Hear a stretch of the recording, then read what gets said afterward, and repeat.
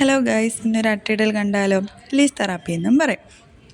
ഈരൂഡിയ സ്പീഷ്യസിലുള്ള പ്രത്യേകതരം അട്ടയാണ് നമ്മൾ പ്രൊസീജിയറിന് എടുക്കാറുള്ളത്. പല ആവർത്തിയ മഞ്ഞപ്പൊടിയിട്ട വെള്ളത്തിൽ ശുദ്ധീകരിച്ചിട്ടാണ് നമ്മൾ രോഗികളിൽ പ്രയോഗിക്കുക. റെറ്റിനൽസ് എൽബോ എന്ന രോഗത്തിനാണ് ഇന്ന് അട്ടയിടുന്നത്. ദീർഘകാലമായുള്ള റെറ്റിനൽസ് എൽബോയുള്ള രോഗിയാണ് ഇന്ന് നമ്മുടെ അടുത്തുള്ളത്.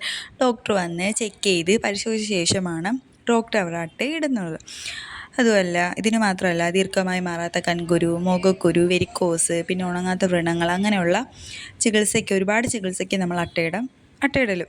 പിന്നെ ഇതൊരു 1 അവർ നീണ്ടു നിൽക്കുന്ന ഒരു പ്രധാനപ്പെട്ട ചികിത്സയാണ് അട്ടയിടൽ.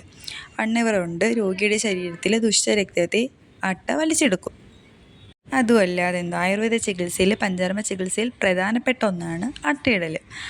അട്ട അവിടെ ഇരുന്ന് നല്ലപോലെ ബ്ലഡ് കുടിച്ച് വലുതാവും.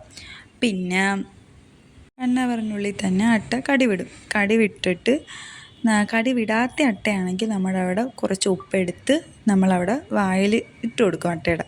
അപ്പോൾ അട്ട കടിവിടാതിന് ശേഷം അട്ടയെ വീണ്ടും നമ്മൾ പ്രോസസ്സ് ചെയ്യണം. അട്ടയുടെ മഞ്ഞപ്പൊടി ഇട്ട് വായിൽ നല്ലപോലെ മഞ്ഞപ്പൊടി ഇട്ട് കൊടുക്കുമ്പം അട്ടയുടെ അവിടുത്തെ ദുഷ്ടരക്തത്തെ പലാവർത്തിയെ ഛർദ്ദിപ്പിച്ച് നമ്മളെടുക്കും. ഇല്ലെങ്കിൽ അട്ട ചത്തുപോകും.